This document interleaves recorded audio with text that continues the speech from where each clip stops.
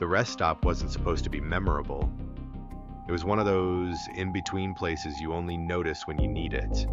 Fluorescent lights, tired vending machines, a hallway that always smells faintly of disinfectant and old air, and a parking lot that feels bigger at night than it has any right to be. Drivers call places like that safe enough, which is a phrase that sounds comforting until the day it fails. This one sat on a long, quiet stretch of highway where the exits are spaced wide and the trees crowd close to the asphalt like they're listening.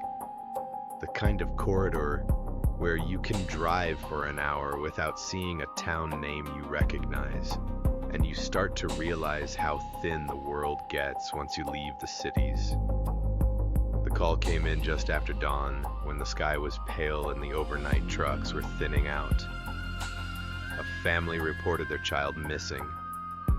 Not wandered off and we can't find them. Not we lost track for a moment. Gone. They had pulled in because everyone was tired.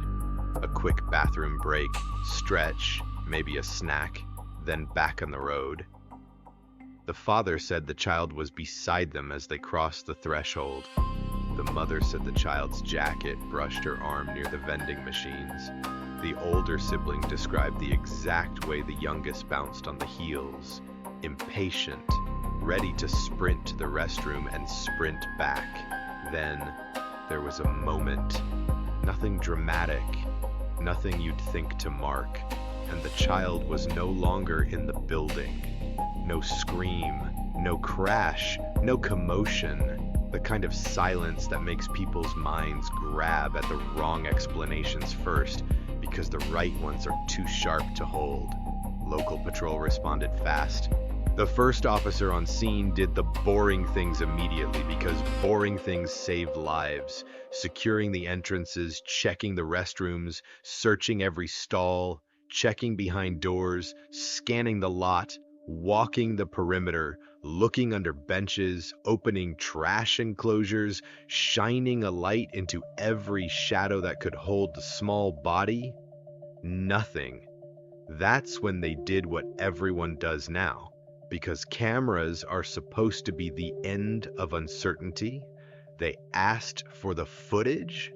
The rest stop manager looked half asleep and half defensive, like he was bracing for blame before anyone had assigned it. He brought them to a cramped office behind the service hallway, where a monitor sat on a metal desk and an aging DVR hummed under it like a tired appliance. He pulled up the lobby camera first. The family entered in a neat cluster, clear enough to see posture, clothing, the small details that make it real. The child was there.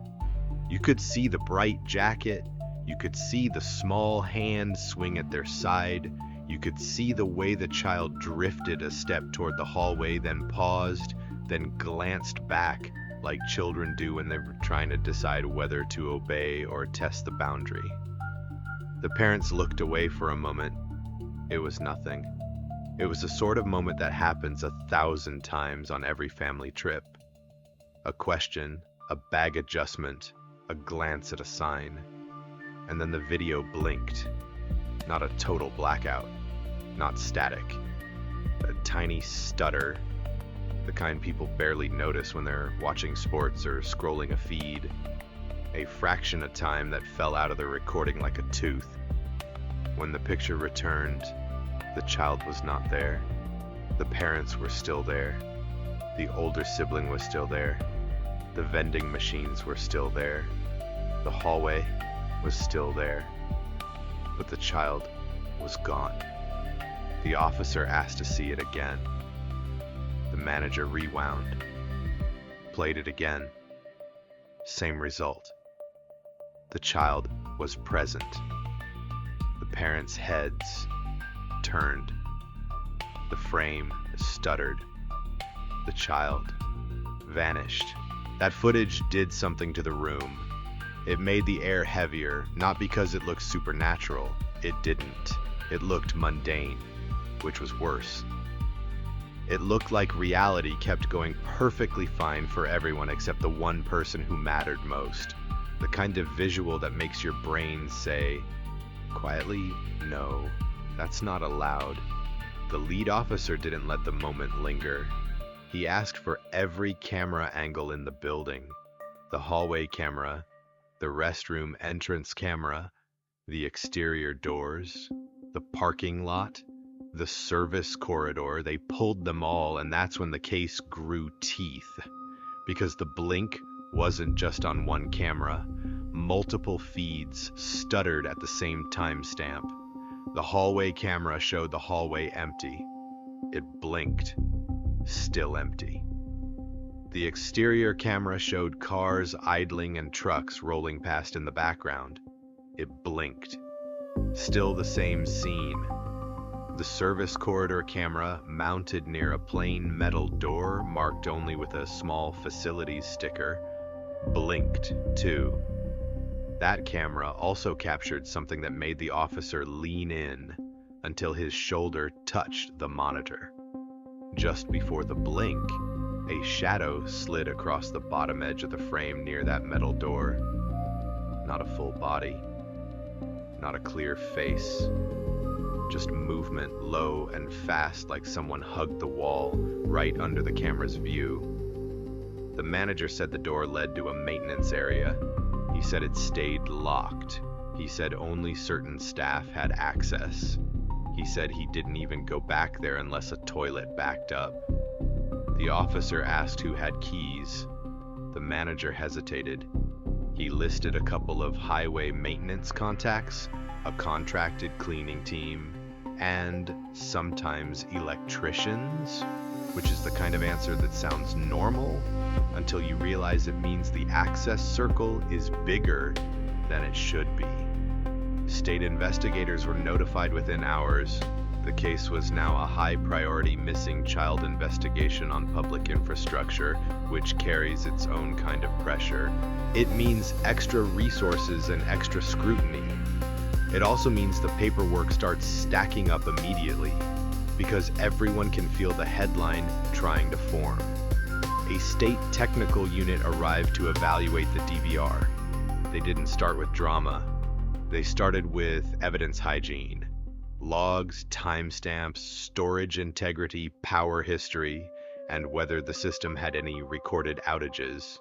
No power outage was logged, no full restart, no obvious corruption. The stutter was too clean, too synchronized, too consistent across cameras to be a random glitch in one cheap unit.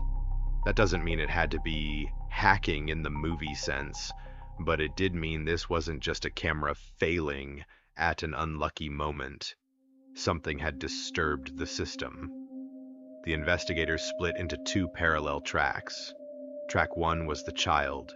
Search, canvas, phone alerts, local roadblocks, K9 units, checking surrounding woods and ditches, pulling in any nearby surveillance from gas stations and exits.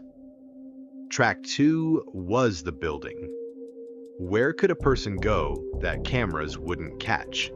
And why would the cameras blink at the exact moment it mattered? The second track is where the engineers entered the story.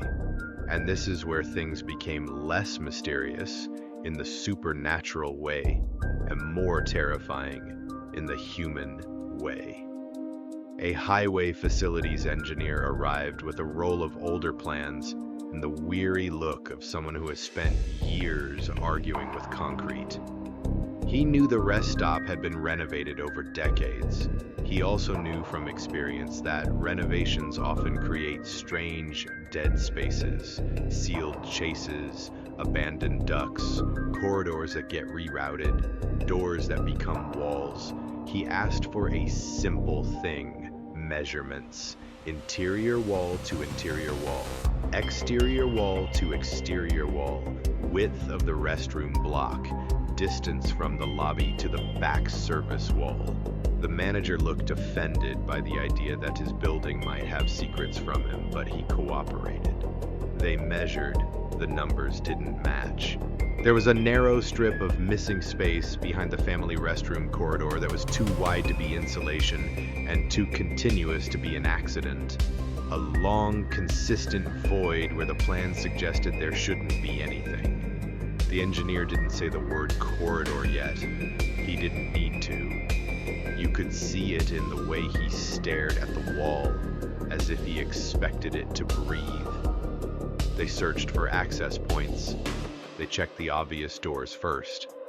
Nothing. They checked the janitor closet. They checked the utility room. They checked behind the vending machines. They checked ceiling panels for hidden hatches.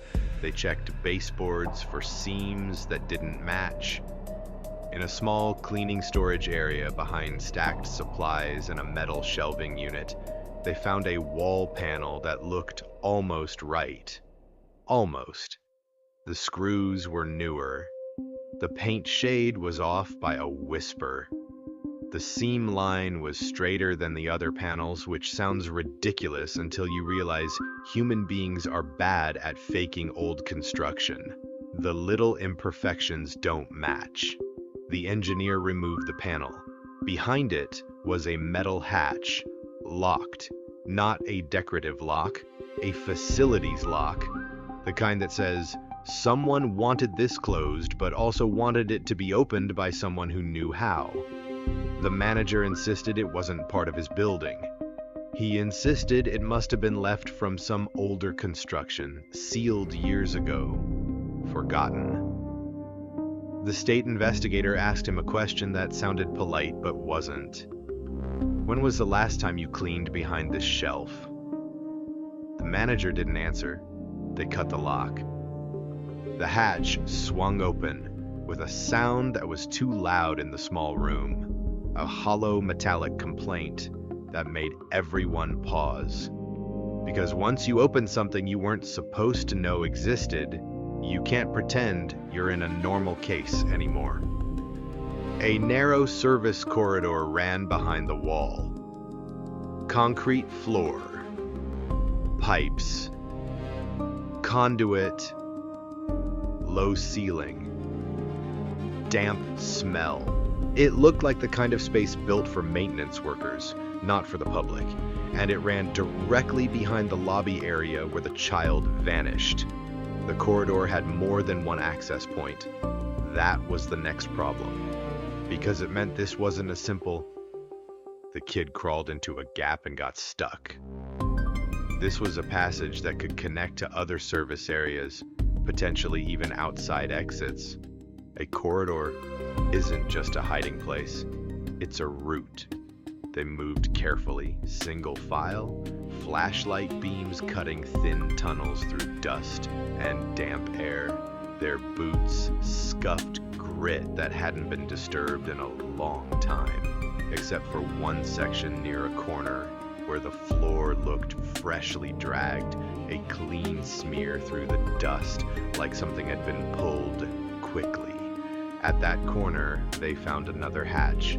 This one was on the lobby side, and it was disguised, a panel built to look like part of the wall near the vending machine alcove, not in a way that would fool an engineer looking for it, but in a way that would fool every tired traveler who just wanted a snack and a restroom and to get back on the road.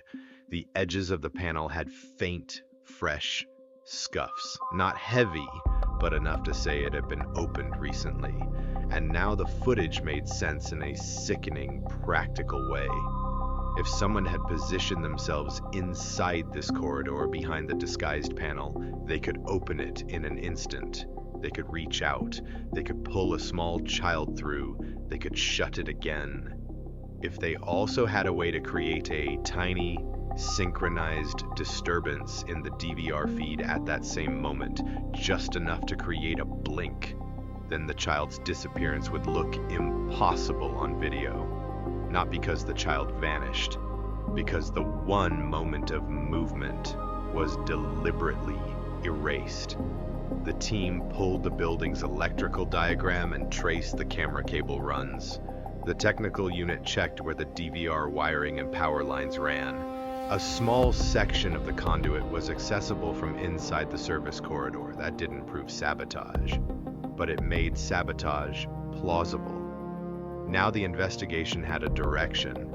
They expanded the search of the corridor. It ran behind the restrooms, behind storage rooms, and ended at a mechanical space with an exterior service exit, an unmarked metal door on the back side of the building, facing a narrow service lane and a strip of trees that shielded it from the main parking lot. They pulled the exterior service camera. It blinked at the same time. Then just after the blink, a figure appeared in the frame for a moment, moving fast, angled away, carrying a small bundle close to the chest. No face, no clear clothing details, but a body shape and timing that made everyone in that office go silent. The mother had been sitting in a separate room at the station with a victim advocate. When they showed her the clip later, she didn't collapse, she didn't scream, she just went very still, the way people go still when they're trying not to lose their mind in front of strangers. Her hands clenched so hard her knuckles whitened. The father's reaction was different.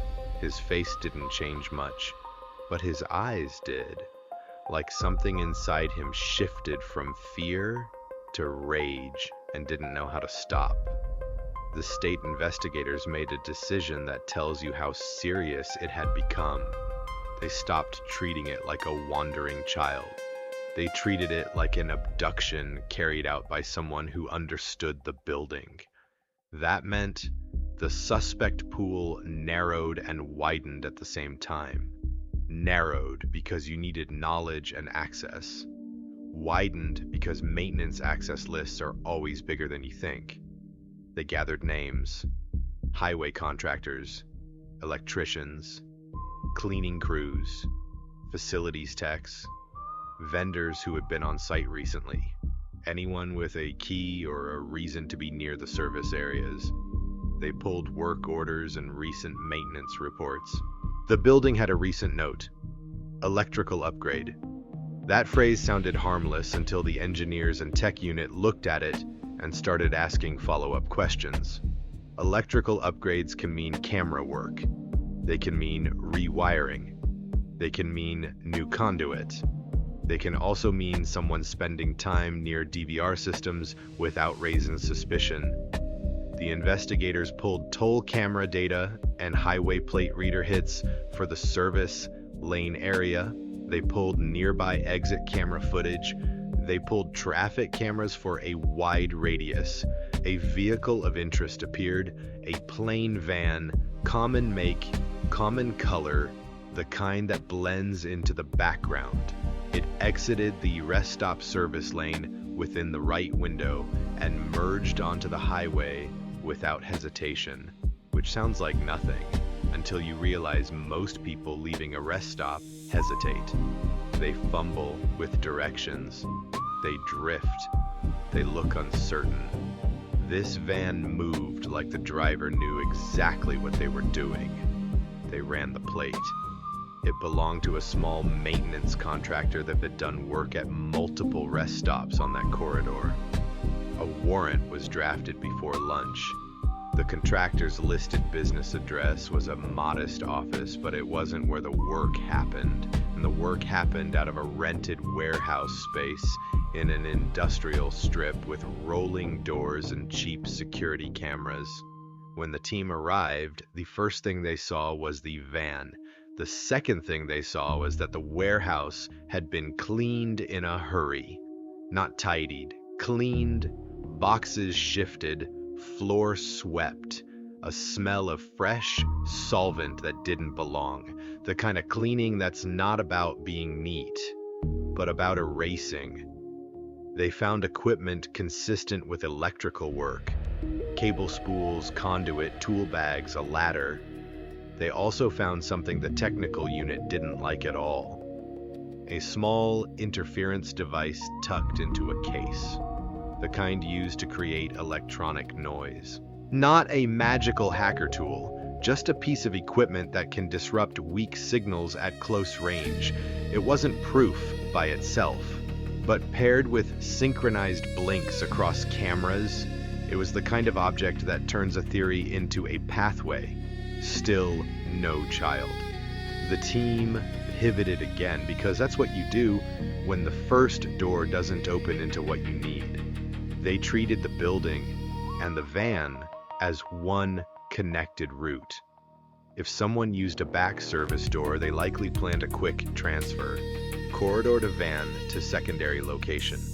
A place nearby, close enough to reach fast, quiet enough not to attract attention, and controllable. Engineers identified something else most people don't think about. Abandoned highway maintenance outbuildings and storage lots. There were a few within a short drive, older facilities that had been decommissioned, fenced but not heavily monitored, the kind of places that exist on maps, but not in people's daily awareness. They expanded the search grid. Dogs were brought in.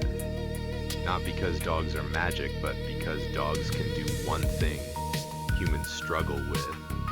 When the world is full of smells, they can isolate a target scent and keep working when the terrain is discouraging.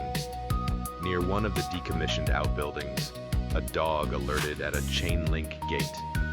The latch had fresh scratches, not just old wear, fresh. The team moved in with caution. The outbuilding was ugly and plain. Concrete, metal door, small windows clouded with grime. Inside, the air smelled stale and damp. There were signs of recent presence. Water bottles, food wrappers, a blanket folded too neatly to be trash, a portable light plugged into a wall. They checked rooms one by one, opening doors slowly, calling out in calm voices, because in a case like this, you don't want to frighten a child into hiding deeper. In a small interior room, the door was secured with a cheap padlock on the outside. The kind of lock used when someone wants time, not permanence. They cut it. Inside, in the corner, under a blanket, they found the child alive. The moment was not cinematic. It was quiet and procedural and heartbreakingly simple. The child's eyes were wide and dry. The body was tense, like a trapped animal. The child didn't run into anyone's arms immediately.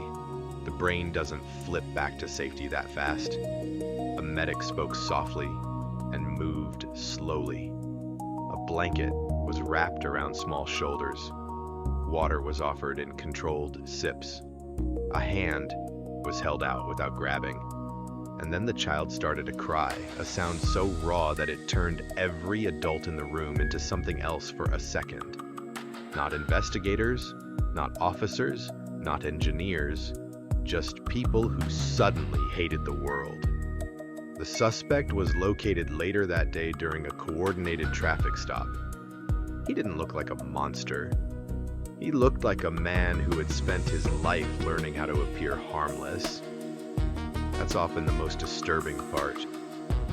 Evil, when it shows up, rarely announces itself with horns. In interviews, the details came out in pieces. He had learned the rest stop layouts through contract work. He knew where the camera cables ran. He knew which panels weren't on the official drawings. He knew how to access the service corridor and how to make it appear sealed to casual inspection. He had replaced a lock with his own. He had repositioned shelving to hide the hatch. He had tested the camera system's weakness and learned he didn't need to shut it down. He only needed a blink. The synchronized stutter wasn't a system failure, it was engineered. The building had become a trap because the building had been allowed to keep secrets from its own managers, because renovations were layered and undocumented, because access lists were messy, because security was treated as a checkbox, not as a living system that needs skeptical maintenance. The rest stop was closed for renovations within days. Officials used calm words. They talked about upgrades and safety improvements. They replaced cameras. They rewired the DVR. They welded plates over hidden panels. They installed alarms on service doors and changed key policies and updated documentation. A lot of action suddenly, once the story became public enough to embarrass people. The father later asked one question that lingered in every report, every meeting, every debrief. If the cameras hadn't blinked, would we have found the corridor faster?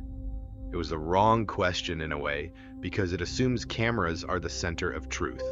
Cameras are not truth. Cameras are tools, and tools can be fooled by someone who understands them better than the people who installed them. The real lesson was uglier and more practical. A public building can have spaces you don't know about. A corridor can exist behind a wall because the paperwork didn't catch up with the concrete. A person with access can turn that gap into a weapon. And when you rely on footage to make you feel safe, you don't just risk being wrong. You risk being confidently wrong. Because the most terrifying part of that morning wasn't the darkness behind the vending machines, or the hidden hatch, or the back service door that opened into trees. It was the fact that the cameras showed everything until they showed nothing. Just long enough for someone to steal a life and try to drive away before the world noticed it had been robbed.